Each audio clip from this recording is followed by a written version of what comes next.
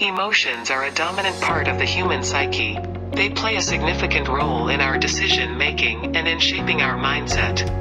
There are people with strong emotional capabilities, and then there are emotional fools. Rest lies in the middle, who often wander between the emotional phases and juggle their perspectives and judgments. However, this is still a normal human tendency that every human on the earth possesses and advances accordingly.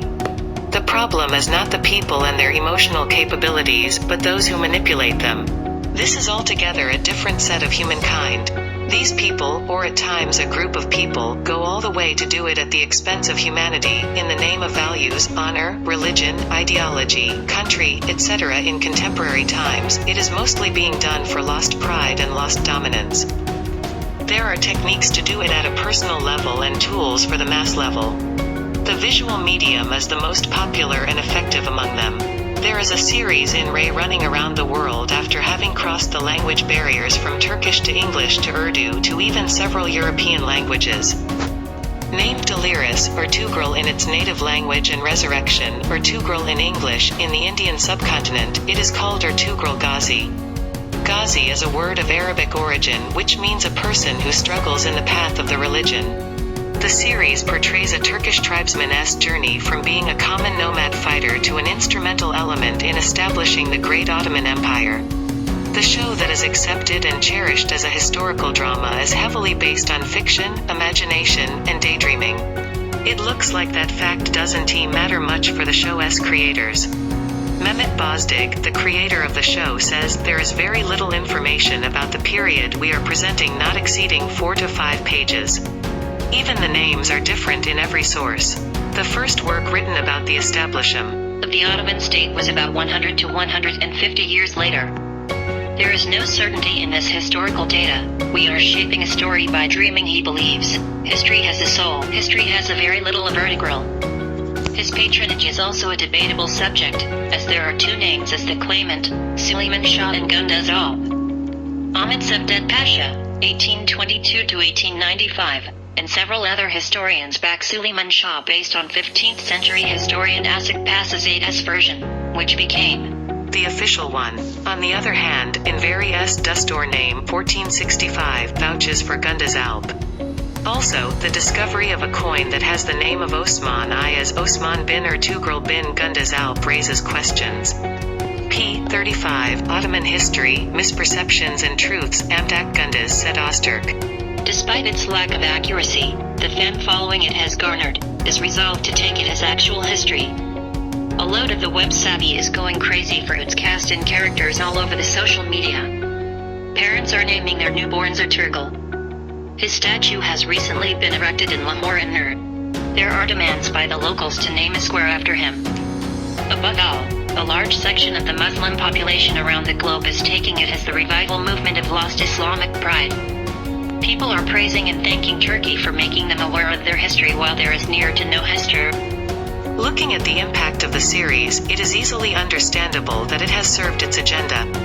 The Muslim world, after the unveiling of Saudi Arabian hypocrisy towards Islam under American tutelage, is left with a vacuum for the leadership. Erdogan sees this as an opportunity. He is presenting himself as the new leader wearing the mask of Turkish pride. He wants to log the chance. His regular visits to the sets and filming locations confirm his interest in the series.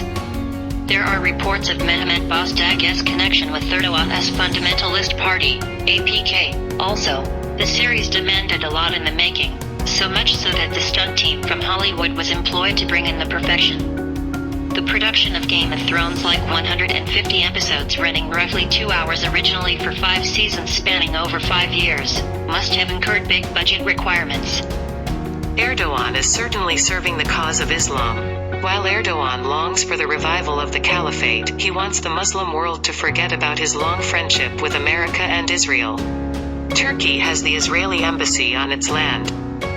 Both the countries have enjoyed good diplomatic, economic, and trade relations and have hosted each other as officials. Erdogan himself has been on an official visit to Israel in 2015. He has threatened to break off his ties after the SS recognition of Jerusalem as Israel's capital, but still has no Still, he is living the nostalgia of 600 years of Turkish caliphate over the Muslim world. Turkey is also a NATO member, not to forget. It seems to be a deliberate effort to paint Turkey's image after developments in world politics this decade. The maker of this mammoth show has claimed that the series is an answer to Islamophobia. It presents Islam with the true essence, maintaining its values and sanctity. However, the series indirectly serves an infamous fact that Islam was spread with the sword. The wars and religious struggles under Prophet Muhammad's supervision presents a very different picture of war ethics. He strictly prohibited even harm to plants and livestock in the battlefield, let alone unarmed and fleeing soldiers. The caliphs and kings who gained the power in the name of Islam ignored its teachings and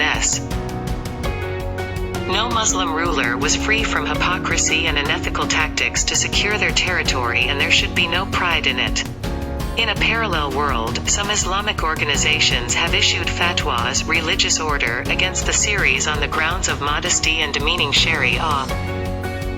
Egypt's Dar al-Ifai al-Misriya, one of the Middle East's oldest and most influential bodies responsible for issuing fatwas, or religious edicts, claims Erdogan has sinister plans to influence the Arab world and eventually conquer them, thus, should be banned.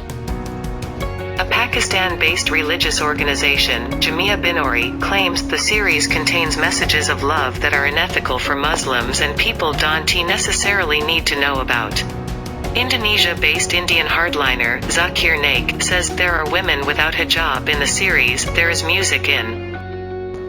He deems it forbidden, further saying, there are no kissing scenes or lovemaking scenes in the series like those Bollywood or Hollywood films, the bigger harams, but yes, there are certain things which make it haram. Therefore, someone who is not watching ertugrul, I will say not to watch it because it is haram. Saudi Arabia has launched its counter-drama series Mamalik LNAR, translated as Kingdoms of Fire. The show aims at uncovering the hypocrisy and cruelty of the Ottoman Empire towards the Arabs. They have gone a step further, roping in Hannibal Rising fame Hollywood director Peter Weber. Saudi Arabia cannot stand Turkey having an upper hand so easily. They hold an old grudge against Ottomans, for they were the one to usurp Ottomans from the Arabian Gulf. Along with Saudi Arabia entering the production of propaganda series, the game is going to get interesting. They have already been playing with the emotions of Muslims in the name of the Holy Kaaba and Mosque of the Prophet. Their wrongdoings were ignored and went unchecked by the majority of Muslims simply because the ruler is labeled as custodian of two holy mosques, no matter how they have been serving the anti-Islamic forces all along. These series neither should be taken as a history class nor be banned from viewing. The audience should understand that history must be seen as a gray area. Its characters cannot be painted in black or white. The world needs peace, and no revival movement can guarantee that. Series or movies like Resurrection, Ertugrul must be taken for entertainment purposes only. Meanwhile, the series has been estimated to hit around $1 billion in revenue by 2023, and a sequel, Kurulus, Osman or Founder, Osman, based on Ertugrul's son Osman, the founder of the Ottoman Empire, has all. Series or movies